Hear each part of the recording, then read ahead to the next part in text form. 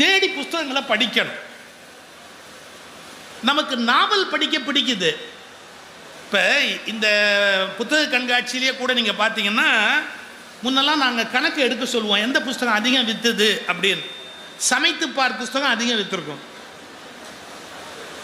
ஏன்னா இப்போ சமையல் யார்கிட்டேருந்தாவது கற்றுக்க வேண்டிய கட்டாயத்தில் இருக்குது. அந்த புஸ்தகம் கொஞ்சம் அதிகமாக விற்றுருக்கும். ஒன்றும் தப்பு கிடையாது. சமையல் எப்படி பண்ணணும் அப்படிங்கிற ஏன் இந்த இந்த இந்த எக்ஸிபிஷன்லேயே அப்பளம் விற்றுருக்கிற அளவு வேறு எதுவுமே விற்றுருக்காது. வேணால் எழுதி வச்சு பாரு, அது விற்கிற அளவுக்கு வேறு எதுவுமே விற்காது. ஆமாம், மனிதனுக்கு உணவில் ஒரு நாட்டம் இருக்குது, தேட்டம் இருக்குது. அதனால் போகிறான், வாங்குறான், பார்க்குறான், சாப்பிட்றான். ஒன்றும் தப்பு கிடையாது. ஆனால் புத்தகத்தில் என்ன ஒரு பெருமை இருக்குது அப்படின்னு கேட்டால், எந்த புத்தகத்தை தேடி படிக்கணும் அப்படிங்கிற ஒரு தெளிவு இருக்கணும். எதை வேணாலும் படிக்கிறது அப்படிங்கிற ஒரு பழக்கம் நல்லது தான். எதை கிடைச்சாலும் படிக்கணும். எதுலேருந்து என்ன கிடைக்கும்லாம் தெரியாது.